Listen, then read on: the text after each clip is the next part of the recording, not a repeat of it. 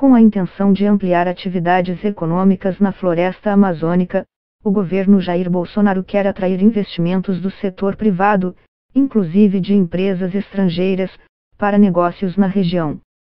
E, para viabilizar essa ideia, ele defende oferecer um leque de possibilidades de investimentos para vários países. Qualquer atividade ilegal é consequência de ausência de alternativa econômica para quem vive dentro ou no entorno da Amazônia, disse. Questionado se entre as atividades econômicas que o governo pretende estimular estariam mineração e construção de hidrelétricas, inclusive em terras indígenas, o ministro respondeu que exploração mineral ilegal já existe, inclusive dentro das terras indígenas. Não se trata de fazer uma liberação genérica, mas de, a cada possibilidade de investimento, fazer um licenciamento ambiental e uma análise de risco. E, de maneira equilibrada, decidir se aquela atividade pode ser feita lá ou não. Salles está em Osaka, no Japão, onde os ministros do meio ambiente das 20 maiores economias do mundo se reunirão no sábado, 15.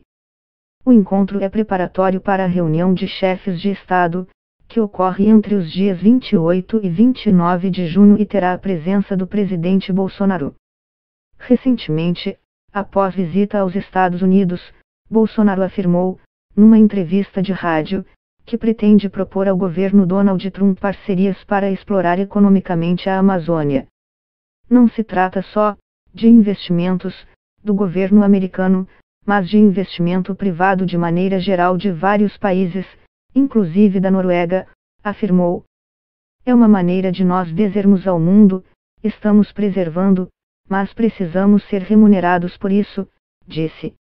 O objetivo é que o proprietário possa optar por proteger uma área que excede o mínimo legal, recebendo um recurso alternativo à exploração dessa área.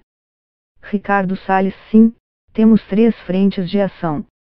A primeira é captar recursos estrangeiros para o pagamento por serviços ambientais, ou seja, remunerar a preservação. A ideia é pagar ao proprietário rural um adicional por hectare que ele preservar de área que não esteja protegida pela legislação ambiental. A segunda é direcionar investimentos para mecanismos de melhorias no saneamento, reciclagem de lixo e qualidade do ar em áreas urbanas.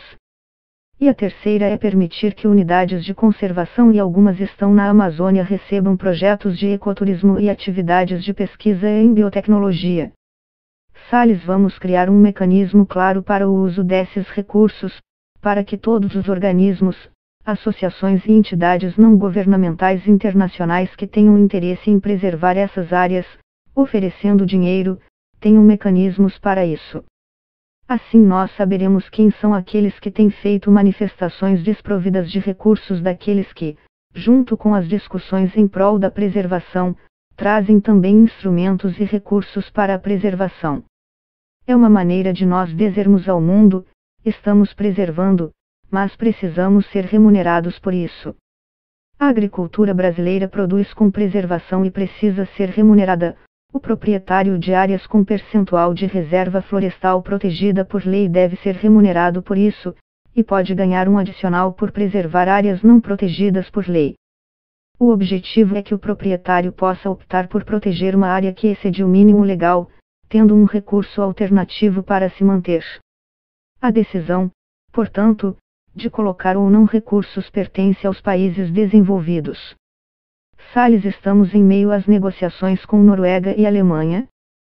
Sugestões da nossa parte foram apresentadas, considerações da parte deles foram apresentadas e vamos construir uma solução que seja favorável para todos. Com relação aos apoios internacionais para a preservação das florestas, o apoio é bem-vindo, mas é o Brasil que deve escolher quais são as medidas de preservação adequadas e necessárias. Recebemos com alegria o apoio ao Fundo da Amazônia vindo da Noruega e da Alemanha. Mas é importante lembrar que a Amazônia pertence ao Brasil, portanto, é o Brasil que deve escolher quais as melhores estratégias para isso. Entendemos que existem vários aspectos da preservação da Amazônia que podem ser melhorados, principalmente os que dizem respeito ao dinamismo econômico necessário para que os povos que vivem lá tenham alternativas econômicas para se desenvolver sem a pressão de atividades ilegais, seja de retirada de madeira, agropecuária indevida ou mineração ilegal. Salles, nós temos que dar alternativas de utilização sustentável dos recursos. Temos que, de acordo com a nossa legislação ambiental, que é uma das mais restritivas do mundo, e respeitado o Código Florestal, permitir que a população da Amazônia tenha atividades econômicas que garantam fontes de renda alternativas à atividade ilegal. Salles, exploração mineral ilegal já existe. Tanto que uma das pressões sobre a floresta é justamente a mineração ilegal, que acontece inclusive dentro das terras indígenas. O que precisa ser feito é criar um mecanismo, de maneira legal, que dê dinamismo econômico para a Amazônia. Que mecanismo é esse?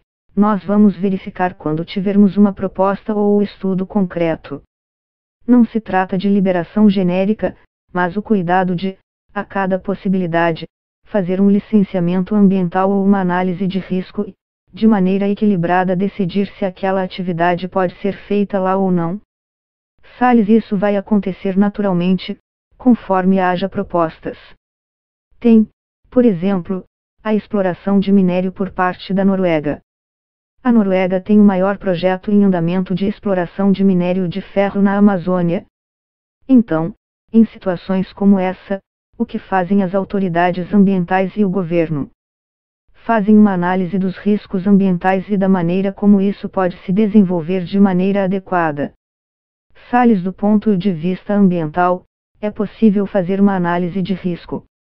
A análise de licenciamento ambiental que se faria numa terra indígena é a mesma que se fez para o projeto da hidronorueguesa na Amazônia.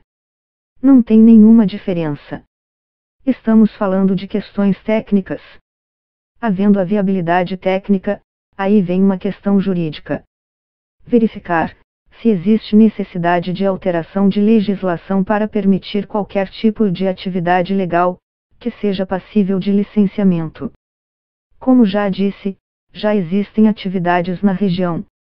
O que precisa ter são atividades equilibradas, sustentáveis, e que obedeçam às melhores práticas de cuidados ambientais. Para isso que existe o licenciamento.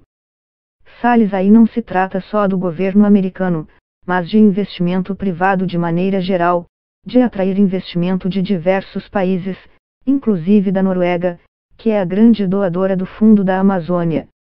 Não por outra razão a Noruega tem grandes investimentos, de exploração mineral, na Amazônia. Então, o que a gente pode ter, e me parece ser uma postura saudável, é oferecer diversas opções de investimento que, por sua vez, tragam dinamismo econômico para que a população que vive na Amazônia tenha renda, alternativa de subsistência e, com isso, se evite a pressão para aderir a atividades ilegais. Salles, acho que não se trata de flexibilizar a legislação. A legislação está aí. O que ela precisa é ter uma aplicação equilibrada. Os órgãos de análise ambiental precisam ter elementos para analisar as propostas de manejo florestal de maneira técnica, sem responder a pressões, sejam internas ou internacionais, que não guardam sustentação técnica. Salles, há muitas atividades, como manejo florestal e obras de infraestrutura, que foram tentadas e que, no momento em que foram analisadas, não foram autorizadas. Muito se diz que parte dessas não autorizações foram muito mais por questões de pressão política, de opinião pública, do que propriamente decisões técnicas. E é isso que entendemos que precisamos alterar. A decisão tem que ser sempre técnica. Salles, não. O Brasil já anunciou que não sairá do Acordo de Paris e, além de não sair do acordo, o Brasil está indo muito bem nas suas metas. Alguns países europeus já disseram que não vão cumprir as suas metas e o Brasil, por outro lado, está indo muito bem e vai cumprir todas as suas metas. Salles, essa visão, de que o Brasil não se preocupa com o meio ambiente, é equivocada. O Brasil não interrompeu nenhuma política ambiental. O Brasil permaneceu no Acordo de Paris, manteve seus compromissos. A nossa questão é de comunicação. Não houve absolutamente nenhuma mudança de comportamento que possa ser entendido como um não compromisso do Brasil com a sustentabilidade. O que precisamos é ter o apoio dos países desenvolvidos para compensar os países em desenvolvimento que cumprem suas metas. Salles, essa eventual imagem está equivocada. O Brasil segue sendo o mesmo país que preserva o meio ambiente. Todas essas questões de preservação da Amazônia seguem sendo exemplares. Se sairmos do campo da especulação, qualquer analista de boa fé vai achar que o Brasil continua a fazer as medidas que sempre fez, mas agora com geração de resultados. O Brasil continua sendo exemplo de conservação e nenhuma medida concreta foi tomada pelo governo contra a preservação. Salles, infelizmente, os cortes impostos a todos os ministérios são decorrentes de políticas econômicas equivocadas por governos anteriores. Estamos sofrendo o resultado da má gestão dos governos anteriores. E acreditamos que, com uma gestão eficiente, é possível fazer mais com menos recursos. Recebemos as estruturas do Ministério do Meio Ambiente sucateadas, as frotas de veículos sucateadas do IBAMA e ICMBio foram herdadas dos governos anteriores. Quem nos entregou um quadro de funcionários com 50% a menos que o necessário foram as gestões anteriores e quem nos deixou prédios abandonados foram as gestões anteriores. Então, se houve desmonte das políticas ambientais foram as gestões anteriores. A gente tenta fazer a política ambiental em meio a todas essas dificuldades, mas a gente não vai ficar colocando culpa nos outros. Salles, vários países europeus, como França e Holanda, utilizam mais agrotóxico por hectare que o Brasil.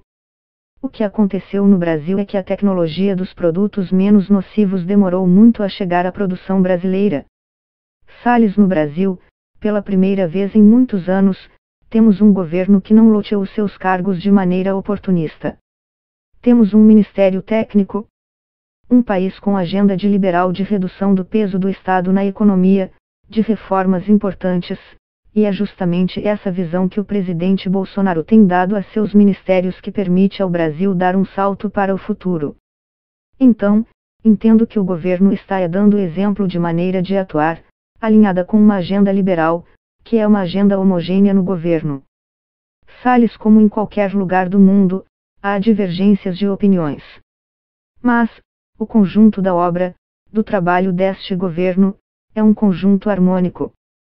Os ministros trocam informações, conhecimento, de tal sorte que todo o governo avança de maneira clara e uníssona. Salles, uma das questões importantes, no governo Bolsonaro, é que cada ministro só responde sobre questões que dizem respeito à sua pasta. Agradeço a sua pergunta, mas eu só respondo a questões que digam respeito ao Ministério do Meio Ambiente.